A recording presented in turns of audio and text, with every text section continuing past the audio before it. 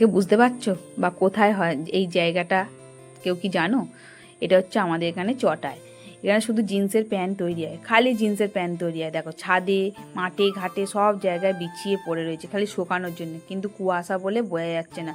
কেন বলো তো কুয়াশাটা বোঝা যাচ্ছে না? এটা কুয়াশা নয়, মেঘ করেছে, বৃষ্টিও হচ্ছে, কখনো ঝমঝম করে বৃষ্টি হচ্ছে, কখনো আবার রোদ উঠছে হালকা, এই হচ্ছে। এই দেখো ছাদে আরে সব জায়গায় খালি জিন্সের প্যান্ট। এখানে হচ্ছে জিন্সের প্যান্টই তৈরি হয় খালি।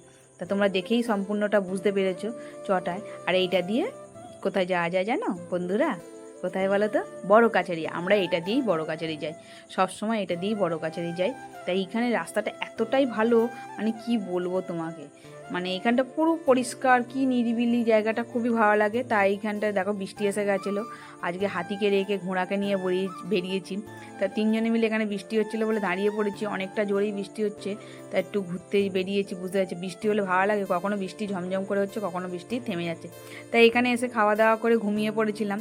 তাই এবার বাড়ি যেতে হবে কুটুম বাড়ি থেকে, তা বাড়ি না গেলে হয়। তাই যেখানে এসেছিলাম এটা হচ্ছে আমার মামা শ্বশুর বাড়ি। তো এখানে মেঘটা দেখছি, বৃষ্টি হবে আবারও। তা বৃষ্টিটা কমতেই আমি বলছি চলো চলো বাড়ি চলো, বলতে আমাদের বাড়ি তো আসতেই হবে, বাড়ি না আসলে হয়। তাই এখানে ওরা পেন তৈরি করছে, দেখো কি সুন্দরভাবে বাচ্চাটা পেন তৈরি করছে, পড়াশোনাও এইদিকে করে, এদিকে পেনও তৈরি করছে।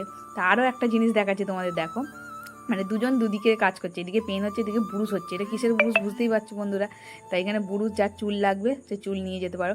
এদের হাতের স্পিডটাই আলাদা, এদের করে করে একটা হ্যাবিট হয়ে গেছে না, ওই জন্য দেখো স্পিডটা অনেকটাই তাড়াতাড়ি হয়ে গেছে। দেখো আমরা কিন্তু তৈরি করতেই পারবো না। তারপরে সব গল্প টল্প করে চলে এলাম। তা এত সুন্দর ওয়েদারটা, আর বিকেলবেলা বর্ষাকালের ওয়েদারটা এতটাই ভালো লাগে না, তোমাদের বলে বোঝাতে পারবো না। অনেক রকমের ওয়েদারে অনেক রকম মহিমা ওঠে, যেমন আকাশের দিকে হেভি সুন্দর সুন্দর এই বড় কাছের দিকে সব চলে যাচ্ছে সবাই। তাই এখন প্রচুর ভিড় বিকেল টাইমটা। এই দেখো রামধনু উঠেছে, আমি এটাই তোমাদের দেখাচ্ছি। দেখো তোমরা বুঝতে পারছো কিনা একটু বলবে। এই দেখো আমি বলছি দেখাও একটু সবাইকে। দেখো গাড়িটা ভিজছে কিন্তু আমরা ভিজছি না। এই দেখো হালকাভাবে দু জায়গায় উঠেছে, বেশ অনেকটা বেশ বড় উঠেছে। তোমরা বুঝতে পারছো কিনা একটু বলো। দেখো খুব সুন্দর লাগছে। দেখো রামধনু দেখতে এত ভালো লাগে না, এই বর্ষার সময় বিকেলবেলা দেখা দেবেই দেবে। আমি এটা প্রত্যেক বছর দেখি। তোমরা কে কে দেখেছো বলো।